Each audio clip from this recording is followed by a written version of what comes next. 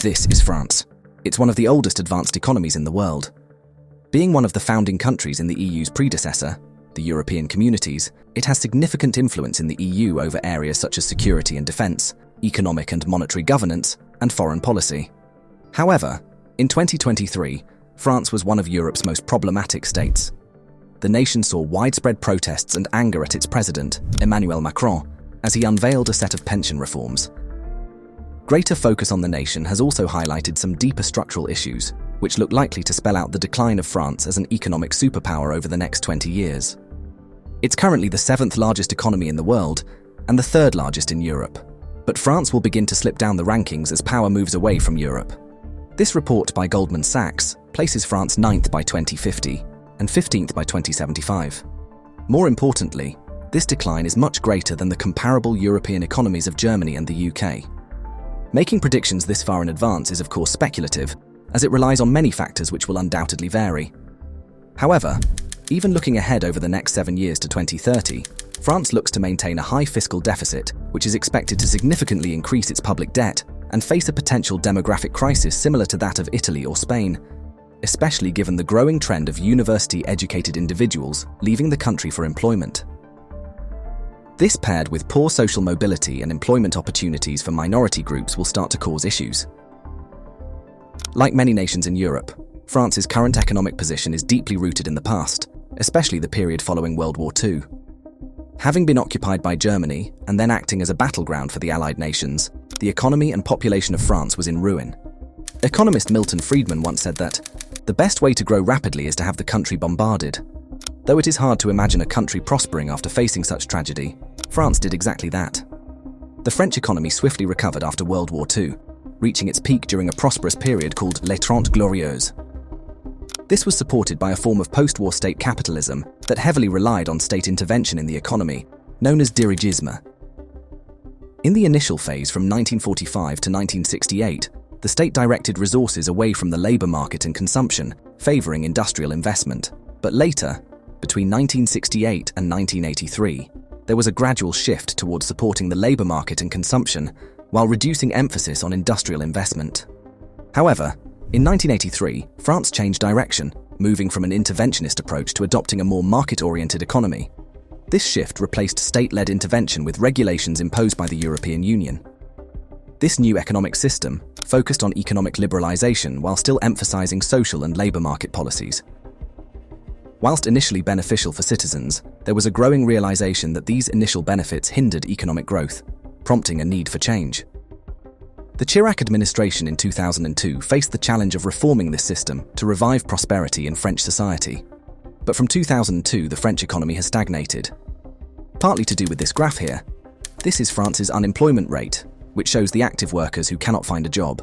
Currently, it's around 7.8%. Whilst this is a big improvement compared to 10 or 30 years ago, it's still persistently above the European average and has been for some time, and many forecasts suggest that the current rate, a 15-year low, has bottomed out, highlighted as many service and industrial-based companies have lowered their hiring rates, and a continued fall is unlikely due to underlying issues.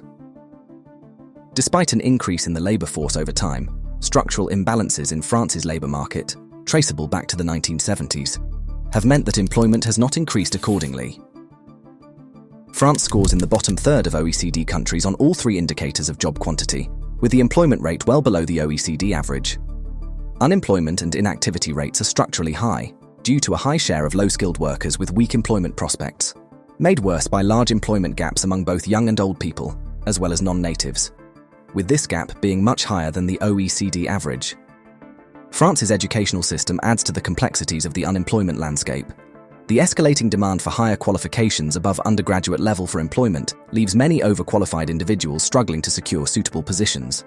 Youth unemployment currently ranks high, and the requirement for advanced degrees, such as a master's or doctorate, has created an employment gap for recent graduates, rendering them either overqualified for certain roles or lacking the experience necessary for higher positions. Additionally, high social security contributions for employers, combined with a relatively high minimum wage and stringent labour regulations, act as deterrents to hiring, reducing labour market flexibility and hindering efficient job matching. Consequently, despite having one of the highest number of university graduates across Europe, a substantial number of educated and skilled French youth seek employment opportunities abroad, leading to a notable increase in the French expatriate community, especially in English-speaking countries like the UK and Australia, where job prospects are perceived to be more promising. Meaning that highly skilled workers are being diverted away from the country, hindering economic growth. Whilst unemployment is trending downward in France, these economic challenges highlight the need to address systematic labour market issues and create a more conducive environment for employment growth and sustainable economic development. Lower levels of employment are particularly problematic for France because of their large welfare payments, notably their pension system, especially as a large portion of these payments are being funded by those who are currently working and paying taxes. Of course, in an ideal world, pensions would not be necessary if individuals could plan and save for their expected needs in retirement. However, this is not the case, and as such, many nations need to provide them, most of which, including France's, are essentially run like a government Ponzi scheme. That is, in order to keep the system going and pay pensions to those above the retirement age, the government is reliant on payments being made into the system by those currently working. As France's population continues to age and highly skilled workers leave for jobs elsewhere, this will become increasingly problematic, as instead, the government will have to contribute a larger amount to fund pensions. That is, unless you increase the age in which people can start to claim. Pension reform is never easy, but in some countries it seems to be particularly difficult. Over 2023, France saw widespread protests against planned reforms, in particular against the increase of the retirement age from 62 to 64 years. France's reform will also increase the contribution needed for a full pension ahead of previously planned. At about 14% of GDP, total pension spending in France is currently the third highest among OECD countries, with an OECD average of just over 7.8%. As France does not have ring-fenced pension financial accounts, future pension revenues will depend on government contributions, even when assuming that the government covers the spending of the special schemes, including for civil servants, and under realistic productivity assumptions, deficits will persist for the next 50 years at least. Without reform, these deficits will accumulate into a large public debt burden. Many different options include higher taxes on wealth, dividends on higher income groups more generally, as well as levying higher contributions. But the mandatory contribution rate is already high at almost 28% of earnings at the average wage level, compared to an OECD average of about 18%. Also, social expenditures and the overall tax wedge in France are continuously the highest in the OECD. An aging workforce, greater pension spending and relatively high unemployment means that France will continue to operate in a fiscal deficit, as spending will increase and tax revenues will decline. France has operated in a fiscal deficit for some time, currently sitting at around 4.9%, which is relatively high for European standards.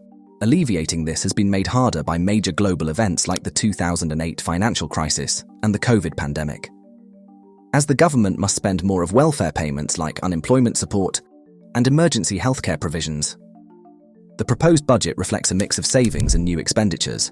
The outlined savings are primarily linked to the gradual reduction of energy subsidies, valued at 15 billion euros, 0.5% of GDP, and the phasing out of pandemic stimulus measures. In contrast, the draft budget includes additional expenditures, such as 7 billion euros for supporting the green transition, and 25 billion euros for the indexation of pensions, social benefits, and adjustments in personal income tax brackets. However, the forecasted reduction seems largely driven by a reduction in measures related to one-off events like the pandemic, and it seems without austerity measures, France might push towards further escalating its public debt burden. This is rapidly approaching 100% of GDP. Whilst this isn't absurdly high for OECD standards, it still incurs substantial interest payments. Similar to what we observed in our previous discussion about Italy, the challenge with high interest payments on debt lies in diverting funds away from essential economic activities, such as investments in infrastructure or education, to service past borrowings. It's important to note that France is not on the verge of collapse and is in a better state than other European economies like Italy or Spain. That being said, addressing long-standing issues like unemployment, labour market inefficiencies, and pension reforms will be critical in steering the nation towards sustained economic growth. The need for comprehensive strategies to create a conducive environment for employment, alleviate fiscal deficits, and navigate pension sustainability looms large. France stands at a crossroads where decisive policy measures and reforms could pave the way for a resilient and prosperous future, ensuring its continued prominence on the global economic stage.